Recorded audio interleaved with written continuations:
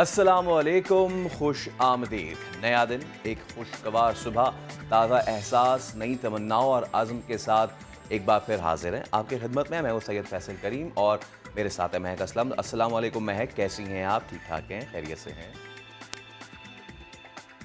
वालेकुम अस्सलाम Faisal, good morning. मैं बिल्कुल ठीक हूँ और ठाक मैं नहीं कहूँगी क्योंकि ठाक सर्दी बहुत ज़्यादा है यहाँ पर जो ओह, ठा करके लग रही है। और लाहौर की सर्दी जो है वो बढ़ चुकी है और काफ़ी ज़्यादा बढ़ गई है, क्योंकि जिन लोगों को शायद लाहौर की सर्दी की आदत ही ना होती, जैसे मैं हूँ, तो उनके लिए ये इस वक्त की सर्दी ऐसे लग रहा है जैसे पता नहीं हम शायद मरी में घूम रहे हैं, ये पता नहीं क्या है, क्योंकि यहाँ पर ठंड बहुत ज़्यादा हो गई है जिसकी वजह से फ्लू भी होना शुरू हो गया। और मुझे आज लग रहा है कि आज का पूरा दिन जब मैं गुजारूंगी तो कल मुझे पता चल जाएगा कि फ्लू भी हो गया, फीवर भी हो गया। और जब हम बात करते हैं नई नई चीज़ों की, नई सुबह की, तो बहुत सारी ऐसी चीज़ें होती हैं, बहुत सारी ऐसी बातें होती हैं जो कि कल हो चुकी होती है, लेकिन उन पर बात करना बहुत ज़रूरी होता है। जैसे कि आप समझ गए होंगे, मैं मैच की बात करी हूँ, बेहतरीन हमारी टीम खेली, लेकिन बाबर आजम से मुझे एक शिकवा है कि वो 0 पे आउट हो गई। उन्होंने क्या किया, मतलब शायद मैं ये कहूँ कि कराची में आके वो रिलैक्स हो गए होंगे शायद, कि होम ग्राउंड है, जैसे मर्जी खेलो, जीत तो जाना है। आपको इसकी क्या वजह लग रही है? सब कुछ बाबर कर लें, रन भी बना ले, सेमीफाइनल में भी ले जाए, टेस्ट मैच भी जीत जाए, बॉलिंग भी करा ले, विकेट भी ले ले। बाबर आजम मतलब ठीक है, अच्छी टीम की यही निशानी होती है कि अगर एक बैट्समैन क्लिक ना करे तो आपके पास बैकअप हो। तो क्या ही ज़बरदस्त खेला रिजवान ने, और उनका बड़ा ज़बरदस्त साथ दिया हैदर अली ने, और बॉलिंग वसीम ने तो कमाल कर दिया। सब पे भी बात करेंगे। आज भी शो में बहुत कुछ है ख़ास। सर्द मौसम में कुछ सुलगते मौजूआत बताएं। सियासत और मईशत के साथ साथ सेहत की भी होगी बात। हुकूमत अपने आवाम को सेहत की सहूलियात की फराहमी के लिए क्या कर रही है और आवाम को अपनी सेहत की कितनी फ़िक्र है, इस पर तफसील से बात करेंगे। इसके अलावा ख़ानदानी निज़ाम जो टूट फूट का शिकार है, क्यों? ख़वातीन में तशद्दुद के रुझानात क्यों बढ़ते जा रहे हैं? इसके अलावा खुश गुफ्तार ख्वाजा सरा हमारे साथ होंगे, और हालों के बादशाह आम और इस्लामाबाद में मालिक के वफादारों के शो के साथ साथ तबसरे तज्जिए कई चीज़ें होंगी साथ। इसके अलावा जिक्र होगा बल्दियाती तरमीमी बिल 2021 का भी, जो इस वक्त सिंध हुकूमत की दिलचस्पी और तवज्जो का सबसे ज़्यादा मरकज़ है। लेकिन शुरुआत करेंगे ज़रूरतमंदों के लिए मुल्क की तारीख के सबसे बड़े समाजी तहफ़्फ़ुज़ के प्रोग्राम से। जी हाँ, हम बात कर रहे हैं हुकूमत पंजाब के हेल्थ इंश्योरेंस प्रोग्राम की। वज़ीर आज़म इमरान खान ने नया पाकिस्तान हेल्थ कार्ड का इजरा कर दिया है।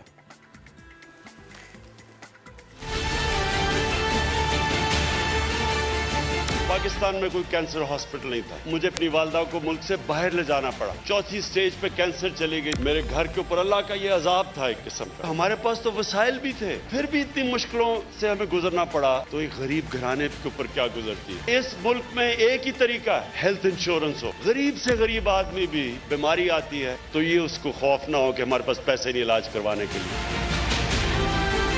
मार्च तक सारे पंजाब के खानदानों को हेल्थ कार्ड मिल जाएगा।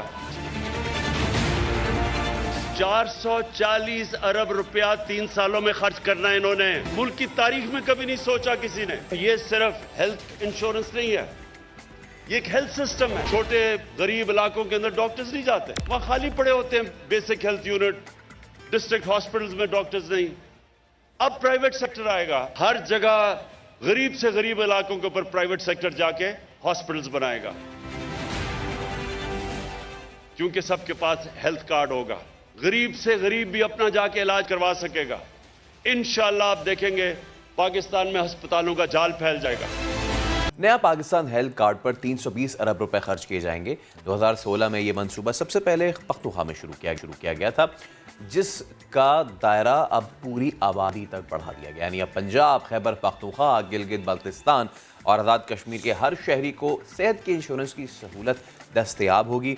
इन सूबों का कोई फ़र्द अगर सिंध में रह रहा हो तो उसे वहाँ भी ये सहूलत मैसर आएगी। सेहत कार्ड प्लस स्कीम के तहत मुल्क भर में 669 अस्पतालों को पैनल पर लिया गया है।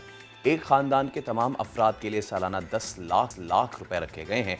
अमराज़ क़ल्ब, शरियान, हादसात की सूरत में इलाज, गुर्दे की पैवंदकारी, मसनूई बाजू या टांग लगाना, कैंसर, गुर्दे और मसाने की बीमारियां, डायलिसिस, छाती के सरतान की स्क्रीनिंग, न्यूरो सर्जरी और ईएनटी समेत कई दीगर बीमारियों का इलाज सेहत कार्ड के जरिए हो सकेगा। मगर चेयरमैन पीपल्स पार्टी बिलावल भुट्टो जरदारी से खुश नहीं है। वो पीटीआई हुकूमत के नया पाकिस्तान हेल्थ कार्ड प्रोग्राम पर तनकीद कर रहे हैं। उनका इल्ज़ाम है कि ये प्राइवेट अस्पतालों को नवाजने का मंसूबा है। तो इस सब पे आपने देखी कि आवाम की राय क्या है और ऑपोजिशन क्या कह रही है। महक, हमारे साथ एक ऐसे गेस्ट मौजूद हैं कि जिन्होंने इस चीज़ से फ़ायदा उठाया है, फैज़ुर रहमान साहब। सर इनसे बात करते हैं और जानते हैं कि क्या कुछ हुआ इनके साथ और किस तरीके से उन्होंने ये फैसिलिटी अवेल की। बिल्कुल फैसल, ताकि जो लोग हमें कैमरे के उस पर बैठे सुन रहे हैं, देख रहे हैं, एटलीस्ट उन्हें इतना आइडिया हो जाए कि अगर कोई तनकीद करे तो वो शायद तनकीद अब गलत है। तो फैसल, बेहद शुक्रिया वक्त देने के लिए। गुड मॉर्निंग, अल्लाह पाक आपको सेहत दे। हमने जैसे कि जिक्र भी किया कि ये हेल्थ कार्ड सिस्टम जो है पंजाब के लोगों के लिए एक नई उम्मीद की किरण है। मैं चाहूँगी कि आप जो इसका प्रोसेस बिल्कुल स्टार्ट था कि जैसे आपने अप्लाई किया, आपको ये कार्ड मिला, ये किस तरह से शुरू हुआ था, प्लीज़ बताएगा, ताकि जो बाकी आवाम हमें देख रही है उनके लिए आसानी हो। क्या कोई पैसे भी लगे थे? बिस्मिल्लाहिर्रहमानिर्रहीम। बहुत शुक्रिया। नहीं, पैसे तो नहीं लगे, लेकिन मुझे चेस्ट में पेन हुआ तो मैं गया Peshawar institute of cardiology. Government के हॉस्पिटल है, जहन में जो आता है कि गवर्नमेंट के जो हॉस्पिटल होते हैं वहाँ पे फैसिलिटीज़ नहीं होते और ना ये फैसिलिटीज़ दे सकते हैं। लेकिन वहाँ पे गया तो इट्स टोटली डिफरेंट। वहाँ पे गया तो उन्होंने मेरा ट्रीटमेंट शुरू किया और मतलब कि उन्होंने सारे टेस्ट किए। फिर डॉक्टर ने कहा कि आपको एंजियोग्राफी करेंगे, उसके बाद फिर डिसाइड करेंगे कि क्या होगा, ईको, और इसके बाद उन्होंने कहा कि आपका वाल का मसला है। तो जहन में आया कि ये अगर वाल का मसला है तो इस पर तो काफ़ी पैसे लगेंगे, लेकिन डॉक्टर ने मुझे बताया कि नहीं, हम एंजियोग्राफी करेंगे, उसके बाद फिर देखेंगे क्या होगा। उन्होंने एंजियोग्राफी के दौरान ही स्टेंट डाल दिया और उस टोटली फ्री। मेरा सेहत कार्ड तो नहीं था, लेकिन नेशनल आईडी कार्ड था। उन्होंने कहा ये नेशनल आईडी कार्ड ही आपका ही सेहत कार्ड है, और वो बहुत आसानी तरीके से हुआ, कोई प्रॉब्लम नहीं हुआ। वहाँ पे उन्होंने सब कुछ फ्री कर दिया, एक पैसा भी नहीं लगा, और ये एक बहुत अच्छा सिस्टम है। मैं 2 दिन वहाँ रहा भी, इवन जब डिस्चार्ज भी हुआ तो उस वक़्त भी उन्होंने मुझे साथ मेडिसिन भी दे दिए, तो ना पैसे कोई लगे और ना कोई प्रॉब्लम हुआ, ना कोई मसला पेश आया, और अल्हम्दुलिल्लाह इट वाज गुड। और बहुत ही अच्छा ये एक फैसिलिटीज़ है आवाम के लिए और इस गवर्नमेंट की, और बहुत अच्छा सिस्टम है जी। अच्छा फैसल, एक और चीज़ ज़रा फरमाएगा, क्योंकि हम देखते हैं नॉर्मली, स्पेशली जब दिल की किसी बीमारी की बात होती है ना, तो एक बड़े से बड़ा हॉस्पिटल या एक कोई गवर्नमेंट हॉस्पिटल भी ना आपको लंबी तारीख देता है कि जी आप इस डेट पे हैं। वो तारीख या तो 6 महीने बाद की होती है या 8 महीने बाद की होती है, क्योंकि ये चीज़ मैं खुद एक्सपीरियंस कर चुकी हूँ। मुझे बताएं कि ये कितना टाइम टेकिंग प्रोसेस है। लाइक अगर आप जैसे आप बीमार थे, आप हॉस्पिटल गए, पहले डॉक्टर्स ने आपको कुछ कहा, फिर कुछ कहा, उसके बाद शुक्र अल्हम्दुलिल्लाह आपका इलाज हो गया, और वो NIC जो था आपका वही हेल्थ कार्ड था। तो ये टाइम कितना लगा, कि आपको भी महीनों महीनों की तारीख मिली थी? जी नहीं, मुझे एक दिन प्रॉब्लम तो दूसरे दिन में जब डॉक्टर के पास गया तो उन्होंने दूसरे दिन का टाइम दे दिया, बल्कि उसने तो उसी वक्त कहा कि ईको और ECG के बाद कहा कि अगर आप अभी एडमिट हो जाएं तो हम आपका कल ही कर देंगे या शाम को कर देंगे। तो एक दिन ही इसमें लगा, और दूसरे दिन उसने मतलब सुबह ही मेरा एडमिट भी किया, और वहाँ पे एंजियोग्राफी भी किया और स्टंट भी डाल दिया। कोई उसमें तारीख नहीं दी है, कोई प्रॉब्लम नहीं हुआ। इवन कि हॉस्पिटल ही बहुत, जो जहन में आता है कि गवर्नमेंट का हॉस्पिटल होता है, ये भी एक गवर्नमेंट के हॉस्पिटल है, पेशावर इंस्टीट्यूट ऑफ कार्डियोलॉजी। समझ नहीं आता कि यहाँ पे जो सिस्टम चल रहा है कि ये लोग कहाँ से आए, किस तरह आए। बहुत क्लीन और बहुत ही अच्छा स्टाफ है। इवन डॉक्टर्स और जितना भी स्टाफ है वो बहुत ही कोऑपरेटिव है, अच्छा बिहेवियर है, लोगों को बहुत अच्छा सपोर्ट करते हैं और अच्छा ही गाइडलाइन देते हैं। कोई प्रॉब्लम नहीं है, कोई टाइम नहीं देते हैं, और बहुत आसानी से सारी चीज़ें एक ही छत के नीचे हो जाती हैं। फैज़ साहब, यकीनन बहुत ज़बरदस्त ये इक़दाम हुकूमत का अब इसलिए भी लग रहा है क्योंकि इसके जो डायरेक्ट अफेक्टी हैं, जिन्होंने इसको इस्तेमाल किया है, वो इसकी बहुत तारीफ़ कर रहे हैं। हमें बताइएगा क्या पैगाम देना चाहेंगे, क्योंकि हुकूमत इससे पहले की जितनी भी हुकूमतें थी उनकी बराह रास्त गालिबन आवाम के लिए इस तरह के मंसूबे अगर आए भी तो वो इतनी जल्दी फ़ाल नज़र नहीं आए, लेकिन ये वाला सेहत कार्ड, क्या हुकूमत को पैगाम देना चाहेंगे इस तरह की, और कौन कौन सी चीज़ें होनी चाहिए? मेरा तो ये है कि बहुत से लोगों को ख़बर भी नहीं, इवन मुझे भी ज़्यादा पता नहीं था कि ये इंस्टीट्यूट गवर्नमेंट की है। और जो जहन में आ जाता है कि गवर्नमेंट इंस्टीट्यूट होता है तो वो तो ना फैसिलिटीज़ देता है और टाइम पे टाइम देते हैं, कोई इतना वो नहीं होता है, और ना इस तरह की सारी बनती कि प्रोसीजर आसानी से हो जाता है। लेकिन इस गवर्नमेंट की ये जो मतलब कि फैसिलिटीज़ दी है आवाम के लिए, ये बहुत अच्छा है और खुश आइंद है। और सही। मैं चाहता हूँ कि मतलब कि जो आवाम को भी ये मैं पैगाम देना चाहता हूँ कि बेशक ऐसे इंस्टीट्यूट में जाए गवर्नमेंट की और वहाँ पे ये फैसिलिटीज़ अवेल करें, और एक छत के नीचे बहुत आराम से सारी फैसिलिटीज़ वो हो जाती है उसमें। सही है। अच्छा फैज साहब, चलें, ये तो कार्ड है आपके पास और आपने जिस तरह तारीफ़ भी की कि ना तो टाइम लगा, ना ही आपको तारीखें मिली, ना ही आपको इंतज़ार करना पड़ा। अगर मैं ये कहूँ और ये पूछना चाहूँ कि अगर ये हेल्थ कार्ड आपके पास ना होता, ये सहूलत ना होती, फिर कितनी लागत आती? जितना आपका ये इलाज हुआ है, डॉक्टर्स ने क्या बताया था कि कितने पैसे लग सकते हैं? जब भी कई तरह का प्रोसीजर होता है कि स्टंट डालना होता है या ऑपरेशन करना पड़ता है, तो जहन में ये आता है कि 4 से 5 लाख या 8 लाख लग जाते हैं प्राइवेट इंस्टीट्यूट में जो करते हैं।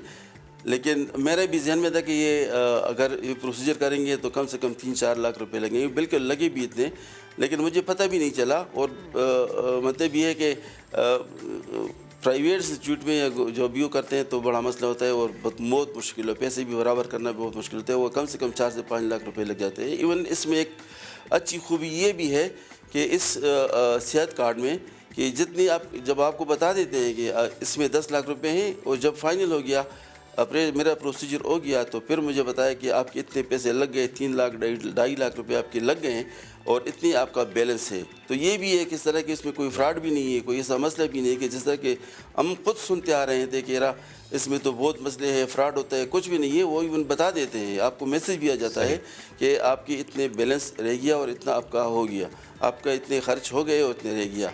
तो प्राइवेट में आपको कम से कम 3 से 4 लाख रुपए खर्च करने पड़ते हैं, लोगों के पास नहीं होते हैं, गरीब लोग होते हैं। हम खुद भी मैं खुद भी अफोर्ड नहीं कर सकता था, लेकिन ये एक अच्छी फैसिलिटीज़ है, एक अच्छा सहूलत इस गवर्नमेंट ने दी है। सही। फैज साहब, बहुत शुक्रिया आपका, और हम हमारे साथ ही रहिएगा, क्योंकि दुआ हमारी ये है कि एक तो आप भी इसी तरह जो है वो सेहतमंद ज़िंदगी गुजारें, और आप जैसे कई ऐसे लाखों अफराद के जो सेहत की वो महंगी सहूलियात अफोर्ड नहीं कर सकते, वो इस हेल्थ कार्ड से इस्तेफादा करें। हमारे साथ वज़ीर सेहत पंजाब डॉक्टर यास्मीन राशिद साहबा मौजूद हैं। डॉक्टर साहबा, बहुत शुक्रिया, thank you so much for your time. सबसे पहले तो एक ऐसी स्कीम पे बहुत बहुत मुबारकबाद कि जिसको लोग इस्तेमाल कर रहे हैं और अब उसकी तारीफ़ भी कर रहे हैं, क्या कहिएगा? अल्हम्दुलिल्लाह जी, मैं तो अल्लाह की बहुत ज़्यादा शुक्रगुजार हूँ कि एक इस किस्म की सहूलत जब लोगों को मिल जाए और लोगों की तरफ से एक अच्छी आवाज़ आए, तो आप ये सोचिए कि हमारी भी इससे ज़्यादा खुशी का क्या मुकाम हो सकता है। और मुझे इस बात की ये बात मैं उनकी सुन रही थी, मुझे बहुत अच्छा लगा, क्योंकि नेचुरली इस तरह के फीडबैक डायरेक्टली तो बहुत कम आते हैं ना हमारे पास। हम ज़रूर पता करते रहते हैं, कोशिश करते हैं कि हमारी जो अपने कंप्लेंट सेल है उसमें, या जो हम खुद असेसमेंट कर रहे होते हैं कि पता करते रहेंगे किसी को कोई तंगी तो नहीं हो रही इस कार्ड की वजह से। लेकिन जो ये बात फरमा रहे थे ये बिल्कुल सही है। तो ठीक। अगर उसके पास पैसे ना हो तो उससे ज़्यादा तकलीफ की चीज़ और नहीं हो सकती। और इस कार्ड से कम ये अब सबको सपोर्ट मिल गई है कि हम अगर खुदा न खास्ता घर में बीमारी आ भी जाए तो हमारे पास ये पैसे हैं कि हम अपना इलाज करवा सकें।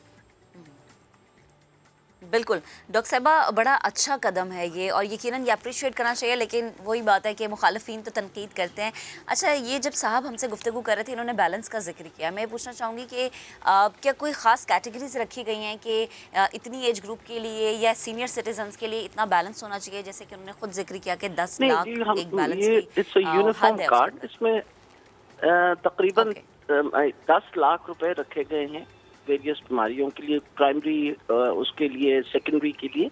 लेकिन ये कहीं भी नहीं है कि अगर खुदा न खास्ता कोई मरीज दाखिल हो जाए, उसके 3 लाख खर्च हुए, 4 लाख खर्च हुआ, अभी दाखिल ही है अस्पताल के अंदर, मजीद पैसों की ज़रूरत है, तो वो इस कार्ड में से वो पैसे इस्तेमाल हो जाते हैं। तो that is not a problem at all. वजह ये है कि ये बेसिकली इसी चीज से प्रोटेक्ट करने के लिए किया गया। अब जैसे दिल के ऑपरेशन के कोई तकरीबन 3.5 से 4 लाख रुपए जो लग रहे हैं, वो सारे पेमेंट उसकी होती है। उसके बाद उनकी जो मेडिसिन उनको मिलती है उसकी भी पेमेंट होती है इसके अंदर। सो बेसिकली बड़ी कॉम्प्रिहेंसिवली कवरेज देता है। अब फॉर एग्जांपल कोई बंदा है जिसको डायलिसिस हो रही है, वो अपना इस कार्ड की वो डायलिसिस मुसलसल करवाता रहेगा। ये नहीं होगा कि किसी वक्त वो कहेंगे कि नहीं जी अब आपके डायलिसिस के पैसे ख़त्म हो गए, हम आप नहीं कर सकेंगे।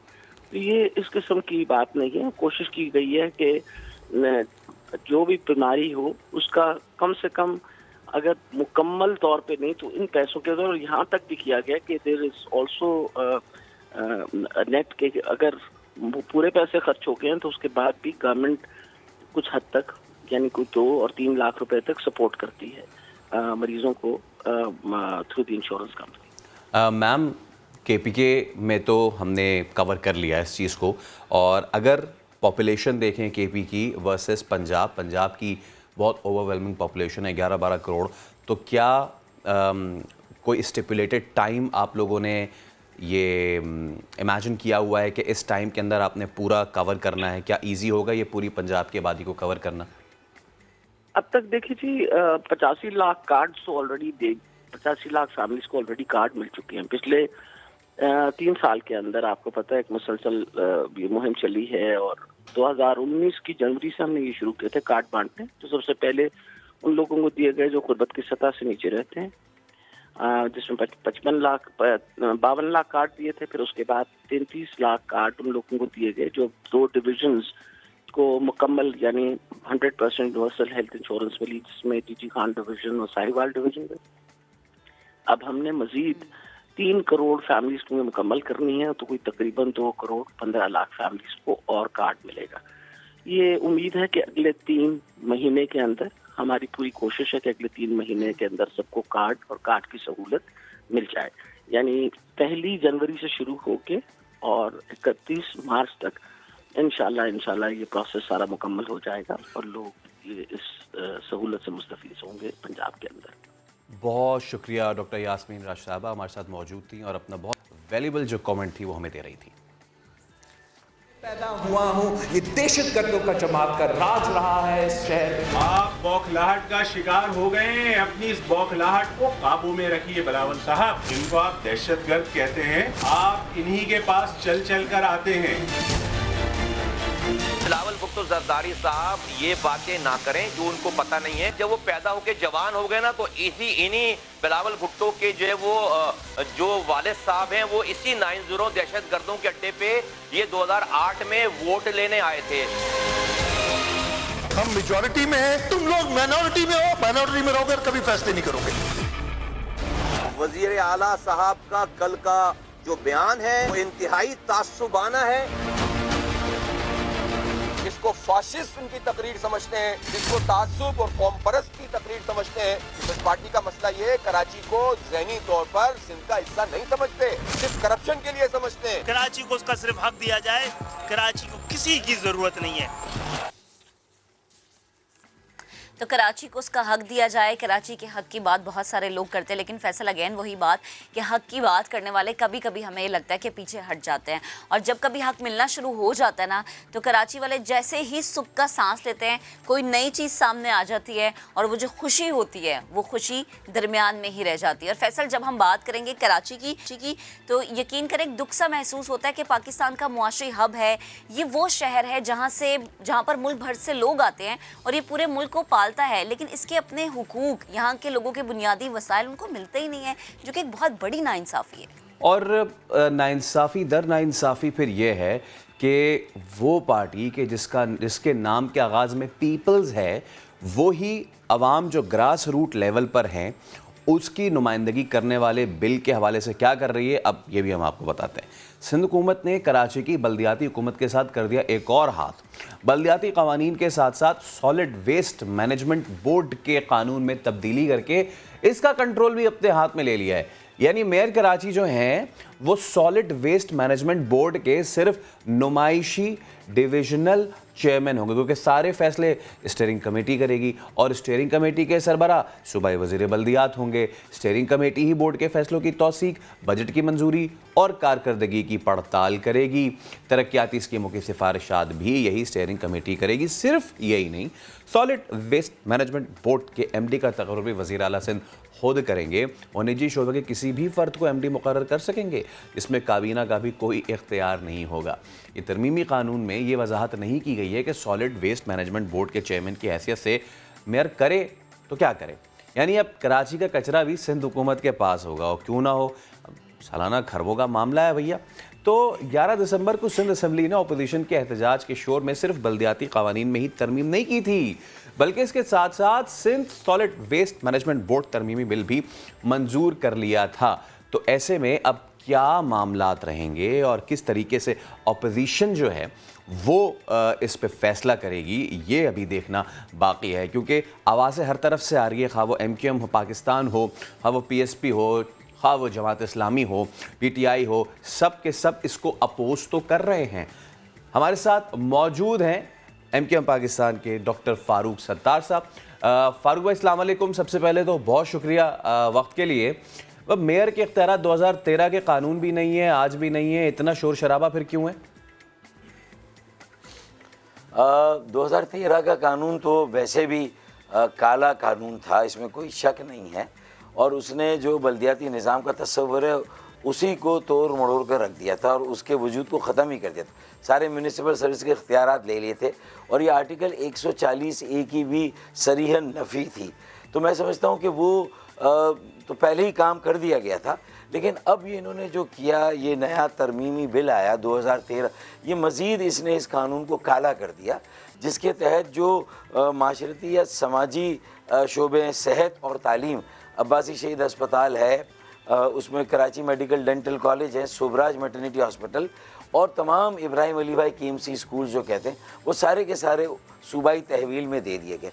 अच्छा, फिर आई वॉश या आँख में धूल इस तरह झोंकी गई कि कहा गया कि नहीं, ओवरसाइट के इख्तियारात बल्दिया उस्मा कराची के उनको दिए गए। तो मेरा और हम सबका ये सवाल है कि ओवरसाइट का काम आइन के मुताबिक, कानून के मुताबिक उसूलन हुकूमत सिंध या सूबाई हुकूमत का होता है। बल्दियाती इदारे एग्जीक्यूट करते हैं, पॉलिसियाँ वो बनाते हैं, नाफिज वो करते हैं, ट्रांसफ़र, पोस्टिंग, रिक्रूटमेंट, लोगों की उनकी डे टू डे मैनेजमेंट वो करते हैं। और अगर वसाइल भी सूबे से आ रहे हों तो नासिर शाह और सईद गनी मेरे पास आए थे, इनके जो 2 वज़रा, मैंने उनको कहा था कि देखें, अगर आप वो वसाइल दे रहे हैं और डेवलपमेंट के लिए दे रहे हैं तो आप डेवलपमेंट के ओवरऑल सुपरविज़न में आप अपना एक कंट्रोल लें। आपके पास एहतसाब अगर आपको करना हो, उसका हिसाब लेना हो पैसे का, वो आप ले लें। लेकिन अगर आप पूरा का पूरे ये शोबे ले लेंगे तो अब वहाँ पर सिर्फ KMC का नाम बचा। पहले मास्टर प्लान लिया, सिंध बिल्डिंग जो KBCA की जगह सिंध बिल्डिंग कंट्रोल अथॉरिटी बन गई। इसी तरह कराची वाटर सीवरेज बोर्ड ले लिया और जो सॉलिड वेस्ट मैनेजमेंट बोर्ड है वो बना के कचरा उठाने का इख्तियारात भी 2013 के कानून में ले लिया। ये तो नुमाइशी तौर पर दिखाने के लिए मेयर को उसमें को-चेयर मैन जो है वो रख दिया है। तो मैंने इनको ये तजवीज़ दी, मैंने कहा कि फिर KMC का वजूद भी ख़त्म कर दें और KMC की जगह सिंध मेट्रोपॉलिटन कॉरपोरेशन कर दें, जब सारी चीज़ें सिंध को चलानी, और कराची का नाम चेंज करके उसे भी सिंधियाची कर दें। फिर कराची का नाम भी कराची क्यों भाई, जब कराची का वजूद ही आपको पसंद नहीं है, सौतेली माँ से भी बदतर सलूक करना है और आप ये कहते हैं कराची वाले, शहरों में रहने वाले महाजिर और सारे मजलूम और जो अपोजिशन की जमातें जिनकी नुमाइंदगी करती है वो कल भी अक़लियत थे, आज भी अक़लियत है, कल भी अक़लियत रहेंगे। तो चलें एक काम और कर लेते हैं कि फिर इलेक्शन, अगर इनको सिर्फ वोट लेकर वहाँ आके अपने मुंह पर उंगली रखनी है और वहाँ बोलना ही नहीं है, शहरों की नुमाइंदगी नहीं करनी और फैसला करने का सारा इख्तियार उनका है, इनसे ना मशावरत होगी, ना राय ली जाएगी, ना ये अपोजिशन की कोई आवाज़ उठाएंगे, ना अपने तहफ़्फ़ुज़ात का इज़हार कर सकते हैं। तो फिर मेरे ख्याल में कराची में इलेक्शन ही नहीं होने चाहिए और कराची की नुमाइंदगी ख़त्म कर दे सूबाई असम्बली से। सूबाई असम्बली सिर्फ सिंध के दही इलाक़ों की जो मसनूई अक्सरियत है, वहाँ की आबादी को जिस तरह दिखाया गया, कराची की आबादी को कम करके अंडर काउंट करते हैं, अंडर रिप्रेजेंट करते हैं, अंडर फंडेड कराची होता है। तो फिर अब ये अंडर रिप्रेजेंटेड क्यों, ज़ीरो रिप्रेजेंटेशन कर दें, ख़त्म ही कर दें। खस कम जहाँ पाके रोज़ रोज़ हमें क्यों मारते, रोज़ रोज़ क्यों कत्ल करते हैं, एक ही वक्त में पूरा कत्ल कर दें। फारूक भाई अगर ऐसे करेंगे तो ये यकीनन वो लोगों की नज़रों में भी आ जाएंगे, लोगों की नज़रों में तो अभी भी हैं। अच्छा, मुस्तफ़ा कमाल ही कह रहे हैं कि बिलावल के वालिद फारूक सत्तार से टोपी पहन कर गए थे और इशरतुल इबाद ने हंसी खुशी मेयर के इख्तियारात सूबाई हुकूमत को दिए थे। यकीनन ये एक बड़ी स्टेटमेंट है, आप क्या कमेंट करेंगे? बिल्कुल ऐसा नहीं है, कतई ऐसा नहीं है। जो असल चीज़ नाफिजुल अमल है 2013 का, जिसमें मुस्तफ़ा कमाल भी उस वक्त एमकेएम में थे और उस वक्त एमकेएम ने बॉयकॉट किया था, एमकेएम ने वॉकआउट किया था, एमकेएम ने प्रोटेस्ट किया था और इस बिल के ख़िलाफ़ वोट दिया था। तो एमकेएम कतई तौर पर 2013 के काले कानून के ना कोई उसका हिस्सा थी ना उसका पार्ट थी। हाँ, जहाँ जहाँ एमकेएम की गलतियाँ हैं, 2008 में सिंध बिल्डिंग कंट्रोल जो KBCA ले लिया गया, तो उस पर हमें जिस तरह शोर करना चाहिए था, पूरी एमकेएम, उसमें इशरतुल इबाद या डॉक्टर फारूक सत्तार या किसी भी सीनियर का कसूर नहीं, पूरी एमकेएम जिसका मुस्तफ़ा कमाल भी बाकायदा हिस्सा थे।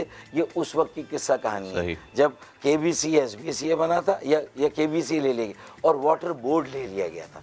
तो जब ये सारी चीज़ें ली गई थी तो पूरी एमकेएम उस वक्त थी और यही वो गलतियाँ हिमाकतें हैं जिसकी वजह से आज एमकेएम जो है वो ज़वाल पजीर है और इन्हीं गलतियों को की इस्लाह करनी है। लेकिन ये गलत है कि इशरतुल इबाद ने या किसी ने भी ये सारे इख्तियारात दिए थे, मैं इसको कतई नहीं मानता। ये बिल्कुल सरासर झूठ है और जो भी कुछ हुआ था वो पूरी एमकेएम थी और एमकेएम के बानी और कायद जिस तरह लंदन से एमकेएम को चलाते थे, वो सारा मामला भी, वो सारा तारीख़ का हिस्सा वो भी सबके सामने है। तो मेरे ख्याल में ये इस तरह कह के अपने ही किसी आदमी पे बग पास करना ये गलत बात है। अच्छा, ये कहना चाहिए कि अगर कोई जी फारूक भाई, ये माजी की तो हमने कर ली ना बातें। अच्छा, मुझे ये बताइए, ठीक है सारी बातें अपनी जगह, ज़रा कराची के जो लोग हैं, क्योंकि आपका पूरी दुनिया का एक्सपोजर है, मुझे बताएं पूरी दुनिया में जहाँ जहाँ भी लोकल बॉडीज़ के ये मामलात चलते हैं, उस मकामी हुकूमत के पास क्या क्या इख्तियारात होते हैं और वो किस तरीके से तरक्की करती है, और सिंध हुकूमत जो करना चाह रही है लोकल बॉडीज़ के साथ, वो कितनी बड़ी ज़्यादती है या फिर वो ठीक कर रही है, वो ज़्यादती नहीं अगर बाकी दुनिया में भी इसी तरह होता है? देखिए, यही तो है कि तरक्की याफ्ता दुनिया, अमेरिका, कनाडा, यूरोप के ममालिक या ऑस्ट्रेलिया, जापान की ये बात नहीं हो रही। तीसरी दुनिया के ममालिक, चाहे नेपाल हो, चाहे वो बांग्लादेश हो, मतलब उन ममालिक में भी, या फार ईस्ट के कंट्रीज़ हो, इंडोनेशिया हो, मलेशिया हो, उन सब मुल्कों में बल्दियाती निज़ाम एक ख़ुद मुख्तार, एक बाइख्तियार, एक बावसीला और एक मौसर बल्दियाती निज़ाम कि जो रोज़मर्रा के शहरी, मकामी और बल्दियाती मसाइल हैं उसका हल या मैनेजमेंट बल्दियाती इदारों के पास, म्यूनिसिपल कॉरपोरेशन, मेट्रोपॉलिटन कॉरपोरेशन या म्यूनिसिपल कमिटीज़ या टाउन कमिटीज़ या कॉरपोरेशंस के पास ये सारी चीज़ें होती हैं, या यूसीज़ के पास होती हैं। तो मेरे ख्याल में हम में कोई सुरखाब के पर लगे, हम दुनिया से बिल्कुल अलग जो है वो ये 30 फारूक भाई, एक आखिरी सवाल बस मुख्तसरन मैं चाहूँगा, क्योंकि आप गुफ्तगू माशाल्लाह बड़ी खूबसूरत करते हैं। देखिए, अगर कराची वाले क्या चाहते हैं, काम होना। अभी वो बसें आप दें कि पीपल्स पार्टी दे कि वफाकी हुकूमत दे, बसें आ गई ना, चल गई, ठीक है। तो अभी पीपल्स पार्टी बल्दियाती उसमें कुछ भी करे, तरामीम, आप कुछ भी करना चाहें, कराची वालों को काम चाहिए। तो अगर पीपल्स पार्टी तरामीम करके वो काम करना चाह रही है कराची के लिए, तो फिर करने दें, दूध का दूध पानी का पानी हो जाएगा। अगर वो करती है तो ठीक, नहीं करती तो फिर अल्लाह खैर सल्ला। देखिए, कंपटीशन मेयर के इलेक्शन का है। एडमिनिस्ट्रेटर पीपल्स पार्टी का मुर्तज़ा वहाब बैठे हुए हैं। मुर्तज़ा वहाब को इतने फंड्स दे दें सूबाई हुकूमत से, जो कराची का हक भी है, और चलें अपने आदमी के हाथ से दे दें। और अगर अभी बल्दियाती इलेक्शन कहीं दूर दूर तक नज़र नहीं आ रहे, अगली मरदूमशुमारी से पहले होंगे, बाद में होंगे, उसका क्या होगा, डीलिमिटेशन के लिए इलेक्शन कमीशन से टाइम मांगा है पाकिस्तान पीपल्स पार्टी ने, इलेक्शन कमीशन ने टाइम भी दे दिया। तो यार आप अपने एडमिनिस्ट्रेटर के ज़रिए कंपटीशन में उतरें, काम करा के दिखाएं। अब्बासी शहीद अस्पताल को वो अस्पताल बनाएं जो डॉक्टर फारूक सत्तार मेयर थे उनके ज़माने में था, या मुस्तफ़ा कमाल जब मेयर थे उनके ज़माने में था, वो बना के दिखाएं। अगर वसीम अख्तर साहब के ज़माने में या खालिद मकबूल की सरबराही में तजुर्बा फेल हो गया, जो वसाइल भी मिले उसमें वो चीज़ें मैनेज नहीं हुई, कचरा नहीं उठा, अस्पताल नहीं चले, कराची मेडिकल डेंटल कॉलेज के असातिज़ा की, टीचर्स की सैलरी नहीं मिली, तो इसका भुगतान कराची वाले भुगतें और कराची वालों को उनके हर इख्तियार से, उनकी प्राइड से, उनके फ़ख्र से साल साल से वो अस्पताल जो वो चला रहे थे, जो उनके टैक्सों से बने हैं, और जो टैक्स मोटर व्हीकल प्रॉपर्टी जिस पे आप इतना अकड़ते हैं और अगर कुछ देते हैं तो एहसान करते हैं, तो ये भी आपका थोड़ी, ये भी कराची वालों का टैक्स है। और वही टैक्स से अगर आप सारी चीज़ें देते हैं तो कौन सा एहसान करते हैं? जो बसें मिली तो पीटीआई या पीएमएलएन जिसने भी दी तो वो कौन सा एहसान? ये खैरात दी जा रही है भाई। इनके दरमियान में तो आवाम पिस के रह गई फारूक भाई, लेकिन यहाँ पर ये है ना कि ऑपोजिशन को अगर हम देखें तो ऑपोजिशन पार्टी अदालत में भी चली जाती हैं, सड़कों पर भी आ जाती है, एहतजाज भी हो जाता है, प्रेस कॉन्फ्रेंस भी हो जाती है, तनकीद भी बना दिया जाता है सामने वाले को। इसके बाद क्या ऑप्शन रह जाती है? देखिए 140A की पिटीशन मैंने 2016 में सुप्रीम कोर्ट में दायर की। ये नस्ला टावर, ये दीगर चीज़ें, ये सारी चीज़ों का हल हो जाता अगर तय हो जाए कि किसका गरेबान पकड़ना है, कौन रिस्पॉन्सिबल होगा। अगर इस तरह एक्स्ट्रा ज़मीन दी गई, रेगुलराइज की गई, लीज, सब लीज, नक्शे पास, मास्टर प्लान ने अप्रूव कर दिया, सारी सरकारी दस्तावेज़ और असनाद हैं, फिर भी ये कहा गया कि वो गलत, तो गलती किसकी थी, किसने वायलेशन की और किसने ये ख़राबी की, उसका तायुन नहीं। तो किसी एक को, एक काउंसिल होगी केएमसी की, एक मेयर होगा, उसके अंडर में, उसके छाते में सारी चीज़ें, जो दुनिया का निज़ाम है। सही। हम अपनी कोई नया निज़ाम वज़ा कर रहे हैं, पता नहीं हम कहाँ की मखलूक हैं। तो मेरे ख्याल में सूबाई हुकूमत को ये सोचना होगा, आर्टिकल 140A की पिटीशन पर सुप्रीम कोर्ट अगर इंटरप्रेट कर दें तो पीपल्स पार्टी के ये सारे बिल, काला कानून 2013 का और ये जो मज़ीद काला और सया तरीन कानून है, ये भी कलअदम हो जाएगा अगर सुप्रीम कोर्ट उसकी इंटरप्रिटेशन कर दे। बहुत शुक्रिया फारूक भाई, थैंक यू सो मच। अब देखना ये ऊँट किस करवट बैठता है और कराची वाले कब सुख का सांस लेते हैं बल्दियाती इंतखाबात और बल्दियाती कानून के हवाले से। अभी ब्रेक ले रहे हैं, ब्रेक के उस पर हाजिर होंगे तो मजीद करेंगे बात। रहिए हमारे साथ।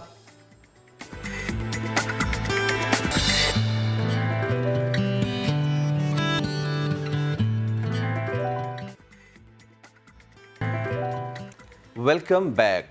वैसे तो तशद्दुद की कोई जिन्स नहीं होती, लेकिन हालिया वाक़यात में नज़र कुछ ऐसा आ रहा है कि ख़ातीन पुरतशद्दुद होती जा रही हैं। सवाल है क्यों? अब अगर सिर्फ एक कराची को ही ले लें तो कत्ल के लगातार तीन वाक़यात सामने आए हैं और तीनों वाक़यात ऐसे हैं जिसमें बीवी ने शौहर को ख़ुद कत्ल किया या किसी जानने वाले के ज़रिए कत्ल करवाया। अब सिंध बार काउंसिल के सेक्रेटरी इरफान महर एडवोकेट के कत्ल का केस ले लें, उसकी भी यही वजह सामने आई है। काउंटर टेररिज्म डिपार्टमेंट के मुताबिक गिरफ्तार मुलजमान अकबर और वाजिद को अदालत में पेश किया गया तो मुलजिम अकबर ने अदालत को बताया उसकी बहन साहबजादी ने उसे कत्ल पर उकसाया था। इसी तरह कराची के इलाके सफूरा में कॉल सेंटर के मालिक शहबाज नथवानी के कत्ल में भी अहलिया और उसके आशना मुलव्वस निकले। और ताज़ा तरीन जो वाक़या हुआ सदर में खातून के हाथों 65 बरस के शख्स का कत्ल है। ये तफ्तीश हुक्काम बताते हैं कि मकतूल शेख सुहेल और मुलजिमा रुबाब की 2013 में शादी हुई थी। दोनों ही आइस नशे के आदी थे और कत्ल की रात भी दोनों नशे में थे। इस दौरान खातून ने शौहर को थप्पड़ मारा जिस पर झगड़ा भी शुरू हो गया और बाद में खातून ने शौहर के सर पर लोहे की रॉड मारकर जान ले ली। और उसके बाद तो बहुत ही दिल दहला देने वाली चीज़ हुई, लाश के टुकड़े टुकड़े भी कर दिए। तो मैं ये तमाम तर चीज़ें हो रही हैं और शाहनवाज हमारे साथ मौजूद है। और फैसल, आपने जिससे पहले में बात की ना कि अदम बर्दाश्त, तो अदम बर्दाश्त आप तभी देखते हैं या तो कोई मेंटली बहुत ज़्यादा डिस्टर्ब है या फिर किसी चीज़ की एडिक्शन है या फिर किसी चीज़ की हवस या फिर कोई लालच है। शाहनवाज अली कादरी हमें ज्वाइन कर चुके हैं, उनसे जानेंगे। शाहनवाज, यकीनन एक अलमिया है कि ख़वातीन के अंदर तो वैसे ही कहते हैं कि बड़ी बर्दाश्त होती है, लेकिन यहाँ पर हम देख रहे हैं कि बर्दाश्त तो बिल्कुल भी नहीं है। यानी आप इस नहज तक पहुँच रहे हैं कि आप सामने वाले को कत्ल कर रहे हैं उसकी बहन के साथ मिलके या किसी के साथ भी मिलकर, वो आपका शौहर है। प्लीज़ ज़रा बताएगा, तहकीकात हुई, डिटेल्स क्या सामने आई?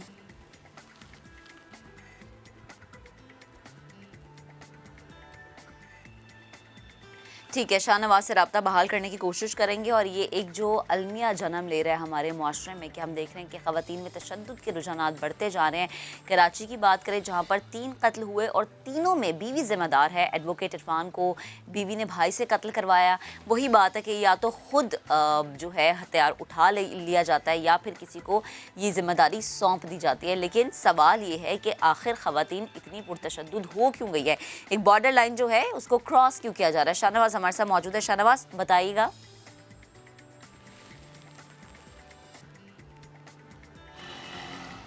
देखें, अमूमन देखने में ये आता है कि शौहर अपनी बीवी को कत्ल करते हैं, कभी गैरत के नाम पर और कभी घरेलू झगड़े में। लेकिन गुज़िश्ता 1 माह के दौरान 4 ऐसे वाक़यात सामने आए हैं जिनमें बीवी जो है अपने शौहर के कत्ल में डायरेक्ट या इनडायरेक्ट मुलविस हो या कत्ल करने की कोशिश की हो। पहला वाक़या 1 दिसंबर को पेश आया था, जब गुलिस्तान जौहर ब्लॉक 13 के अंदर एक जो वकील है इरफान मेहर साहब अपने बेटे को स्कूल छोड़कर जैसे ही घर के करीब पहुंचे तो 2 नामालूम मुलजमान की जानिब से उन पर फायरिंग की गई और उनको कत्ल किया गया। वाक़े की जो CCTV फुटेज थी वो भी मंजर आम पे आई थी। जब केस की तफ्तीश हुई तो इंकशाफ हुआ कि उसके कत्ल में और कोई नहीं, उसकी बीवी, उसका साला और उसकी जो है एक और साली वो मुलविस है। पुलिस का ये बताना है कि बीवी जो थी उसकी साहबजादी, उसने अपने जो भाई है गुलाम अकबर को पैसे दिए और अपने शौहर को कत्ल करवाया। 1.5 लाख रुपए इब्तदाई तौर पर दिए गए, उसके बाद फिर जो है मजीद रकम दी गई। और दूसरा वाक़या जो पेश आया है वो 8 नवंबर को सामने आया है।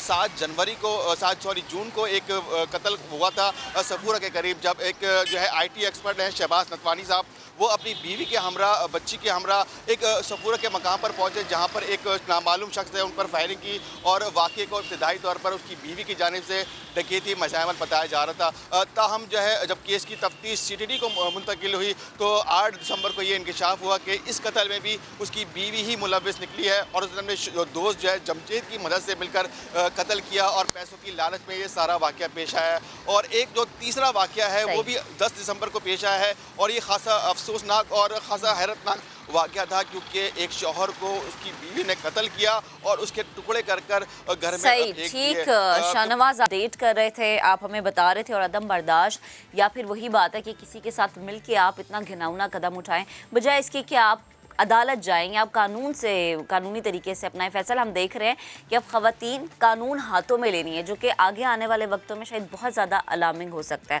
अभी एक ब्रेक लेंगे, ब्रेक के बाद दोबारा हाजिर होंगे, हमारे साथ रहिएगा।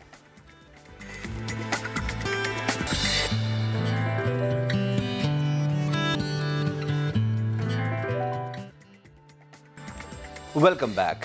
अब ज़रा बात करेंगे पाकिस्तानी ख़ानदानी निज़ाम की, जो एक वक्त में माशरे का फ़ख्र था, लेकिन अब ये निज़ाम टूट रहा है, बिखर रहा है।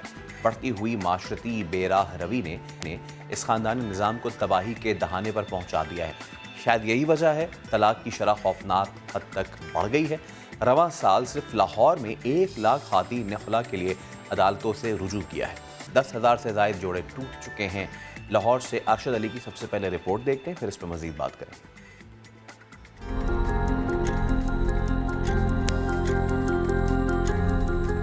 कहते हैं रिश्ते आसमानों पर तय होते हैं, लेकिन अदम बर्दाश्त समेत कई वजूहात की वजह से टूटते ज़मीन पर हैं। मामूली तल्ख कलामियाँ राई से पहाड़ बनकर रिश्तों को दीमक की तरह खाने लगी। लाहौर की अदालतों में तलाक और खुला के केसेस के अंबार लग गए।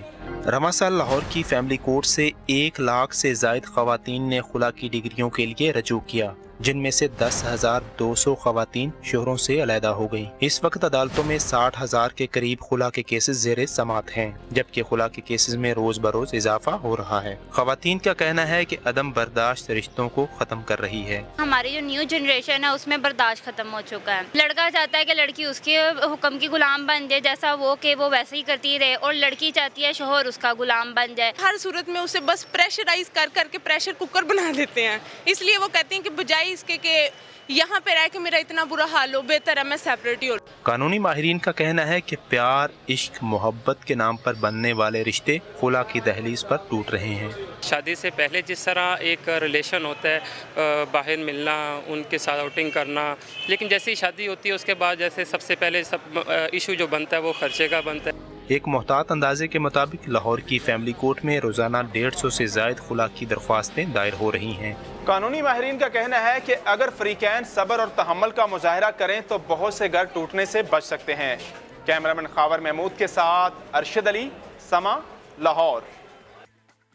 रिपोर्ट हमने आपको दिखाई। शादी जिसे एक बहुत मुकद्दस रिश्ता समझा जाता है, और स्पेशली हमारा जो मुआशरा है वहाँ पर तो ये सिखाया जाता है कि बस जब घर चली जाओ अगले तो फिर वहाँ से तुम्हारा जनाजा उठना चाहिए। लेकिन अगर हम ये कहें कि वक्त बदल रहा है, माहौल बदल रहा है, लेकिन इस तरह का जो एक बदलाव हम देख रहे हैं वो ख़तरनाक हमारे मुआशरे के लिए हो सकता है। चूँकि फैसल, हम जैसे लाहौर का जिक्र कर रहे हैं कि 1 साल के अंदर जितनी ज़्यादा तादाद बढ़ चुकी है खुला की या डिवोर्सेस की या अलहदगी की, या इस सोच की अब इस सोच के पीछे मुहर्रिकात क्या हैं? क्या ख़वातीन ख़ुद को बहुत ज़्यादा खुद मुख्तार समझना शुरू हो गई, या फिर हम ये कहें कि ये चीज़ अब हमारे मुआशरे में वो कहते हैं ना कि एक ख़ानदानी निज़ाम होता है, और अगर आप अपने अम्मा अब्बा के सामने जाके ऐसी कोई बात भी कर देते हो, कहते हैं कि नहीं बेटा हमारे ख़ानदान में तो दूर दूर तक ऐसी कोई चीज़ नहीं है, लेकिन अब इस चीज़ को शायद मायूब भी नहीं समझा जाता।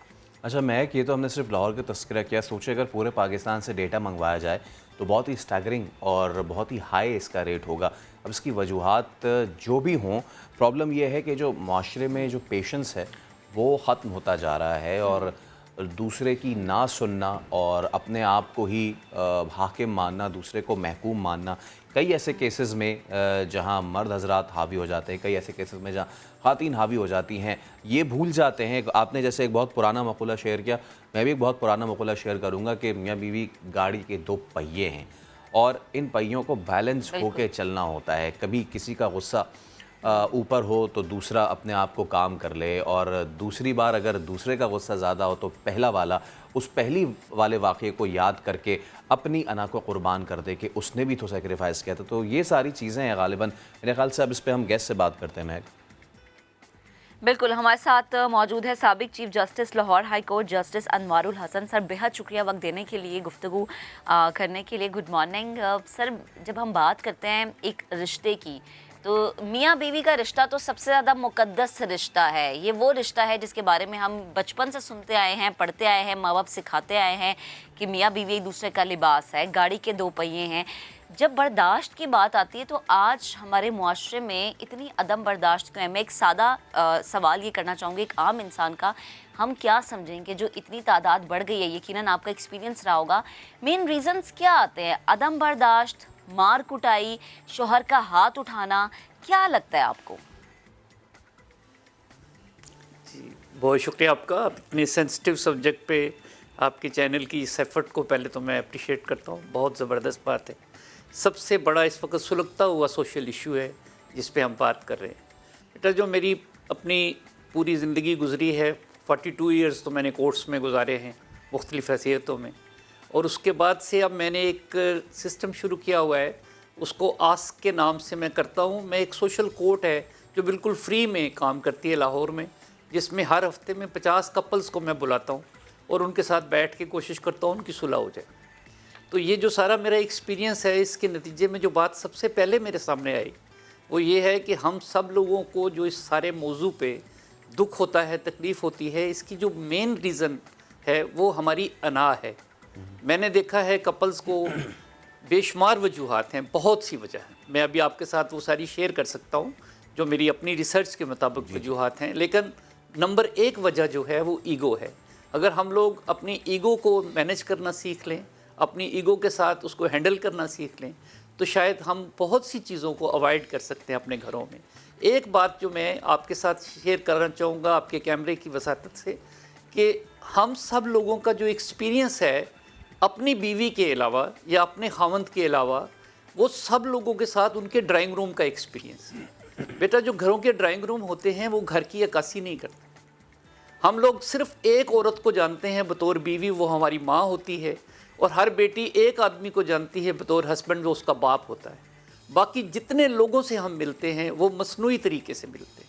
अगर हम उनके करीब होकर देखें तो हम अल्लाह का लाख लाख शुक्र अदा करें, और हमें अपना ही स्पाउस जो है, अपना ही खावंद, अपनी ही बीवी, वो बाकी सब लोगों से अच्छी लगी है। अब मैंने इस पर इतनी रिसर्च की, इतना लोगों के साथ बैठता हूँ, बच्चे आते हैं मेरे पास, बैठ जाते हैं आके, मैं उनकी मिन्नत समाजत करता हूँ। अक्सर को पता भी नहीं होता कि मैं साबिक चीफ जस्टिस हूँ, तो ऑनलाइन उन लोगों को हम इनवाइट करते हैं। तो बेटा, उस नतीजे में जो मेरे सामने चीज़ें आई हैं वो बड़ी दिल खराश हैं। हर घर में जो बेवा माएँ हैं वो अदम तहफ़्फ़ुज़ का शिकार हो जाती हैं। अगर किसी घर में अनफॉर्चुनेटली कोई बहन आ जाती है डिवोर्स होके या बेवा होके, तो बच्चे वो भी एक अदम तहफ़्फ़ुज़ क्रिएट कर लेती है अपने लिए, और उसके नतीजे में उस पूरे ख़ानदान को उसको भुगतना पड़ता है। तो ये बहुत से इसके सोशल आस्पेक्ट्स हैं जो हमें देखने वाले हैं कि हम कहाँ से इन चीज़ों को ठीक करें ताकि हम इस बात से बच जाएं। शादी का टूटना तो बच्चे, ये शादी का टूटना नहीं है, ये मुआशरे का टूटना। बिल्कुल। अगर हम ये सोचने लगे हैं कि अगर एक घर नहीं बचा सकते हम, तो हम अपने समाज को कैसे बचाएं? समाज तो बहुत ही बड़ी चीज है, बिल्कुल। लेकिन उसकी बेसिक इकाई तो हमारा घर है। अच्छा, अगर मैं अपने घर को ही तोड़ देता हूँ। जैसे साहब, ये मैं जी, आपसे, प्लीज। जैसे कि आप खुद भी कह रहे थे कि you have been in the courts for 42 years और आप माशाल्लाह से एक ऐसी तंजीम भी चला रहे हैं जिसकी ये काविश है कि जो आग लग जाती है इन रिश्तों को, उन पे थोड़ा पानी डाला जाए। मुझे बताइएगा ये आग लगने की क्या क्या वजूहात अब तक सामने आई? एक तो आपने ऑब्वियसली ईगो का बताया, और कौन कौन सी वजूहात हैं? जैसे हमें ये लगता है कि एक्सपेक्टेशंस, अपने से ऊपर के लोगों को देख के एक्सपेक्ट करना और फिर वही चीज़ अगर आके घर में डिमांड करना, लड़ाई झगड़े का वो सबब बनना। फिर एक बहुत बड़ा इशू ये भी है कि लिटरेसी रेट, आप कुछ भी कह लें, जो कौम पढ़ी लिखी समझदार नहीं होगी वो चाहे जितनी अमीर हो जाए, उसके बाद चाहे जितना पैसा आ जाए, जब तक उसमें शऊर नहीं है तब तक इसी तरीके से चीज़ें टूटती रहेंगी। ठीक कह रहे हैं आप। सबसे बुनियादी चीज़ तो इंसानी समाज को चलाने के लिए शऊर ही है, तालीम है। लेकिन आप ये देखिए कि हम लोग किन बुनियादों पे शादियां कर रहे हैं बच्चों की। आप ये देखेंगे कि मेरा ताल्लुक़ पंजाब से है और पंजाब में से भी मेरा ताल्लुक़ जेलम से है। इस सारे खित्ते में मैं एक चीज़ को नोट करता हूँ कि लोग एकदम से अपनी एमए पास पीएचडी बच्चियों की शादियाँ कर देते हैं उन मज़दूर बच्चों के साथ जो बैरून मुल्क वीज़ा रखते हैं अपने पास, और वो एक बेजोड़ शादी है। और जब मैंने देखा इन शादियों को करीब से देखा, उन बच्चों को साथ डिस्कस किया, तो उनकी पर्सनैलिटी में इतना बड़ा तफावत है। एक बिल्कुल अनपढ़ खामन एक इतनी पढ़ी लिखी बच्ची के साथ ज़िंदगी कैसे गुजारेगा? कितने लड़के हैं हमारे जो सिर्फ जहेज़ के लालच में ऐसे ऐसे कंप्रोमाइज़ करके शादियां करते हैं कि उसी दिन नज़र आता है कि इसका नतीजा जो है वो अच्छा नहीं होगा। तो पहला मरहला तो ये है कि हम जब शादियां करने की बात करते हैं, जब हम रिश्ते जोड़ने की बात करते हैं, तो वहाँ बैठ के पेरेंट्स को, समाज पूरे को, रिश्तेदारों को, अजीज़ों को इस बात पे गौर करना चाहिए कि हम ये जो रिश्ता बांधने जा रहे हैं, क्या ये बेजोड़ शादी तो नहीं है? खुदा न खास्ता। मैं लोगों की मिन्नत समाजत करके, हर हफ्ते मैंने बताया 50 कपल्स को बिठा के उनकी मिन्नत समाजत करके उनकी सुलह कराता हूँ, लेकिन इसके बावजूद मैंने 10 से ज़्यादा तलाक़ें कराई। एक स्टेज आती है शादी में कि जहाँ पे मुझे खौफ आता है कि अब इससे अगला नतीजा जो है वो किसी की जान जाएगी। ये बच्ची खुदकुशी कर सकती है, ये अपने बच्चों को मार सकती है, या अपने हस्बैंड को मार सकती है, या हस्बैंड इसको मार सकता है। तो ये इस तरह की शादियां हम अपने सामने करवाते हैं, देखते हैं। शादी का अमल इतना मुश्किल कर दिया है। अब देखिए, मैं उन चीज़ों की निशानदेही कर रहा हूँ, टाइम थोड़ा है, कि जिनको मैं बहुत सुलगता हुआ महसूस करता हूँ। हमने शादी के अमल को कितना मुश्किल कर दिया, तलाक कितना आसान कर दिया हम। आपको पता है इस वक्त पंजाब में, जहाँ मैं चीफ जस्टिस था हाई कोर्ट में, तो 15 दिन के अंदर अंदर डिवोर्स हो जाती है खुला की डिग्री। कितना जुल्म है कि जहाँ पे एक मुकदमा साल हर साल चलते हैं, लोग कहते हैं अदालत में जाओ तो कई साल धक्के खाने पड़ते हैं, लेकिन यहाँ खुला के लिए अगर कोई बच्ची आती है, अपनी एप्लीकेशन देती है, उसकी ज़्यादा से ज़्यादा 1 महीना लगता है उसको, और वो तलाक लेके घर चली जाती है। एक बच्ची अपने 6 केस फाइल करती है, हक महर का करती है, जहेज़ का करती है, बच्चों की कस्टडी का करती है। सारे केस जज साहब पेंडिंग कर देते हैं, सबसे पहले उसकी तलाक के केस का फैसला करते हैं। बच्चे जिसको सबसे आखिर में फ़ैसला होना चाहिए, वो सबसे पहले फ़ैसला होता है। ये इस वक्त हमारे यहाँ प्रैक्टिस है।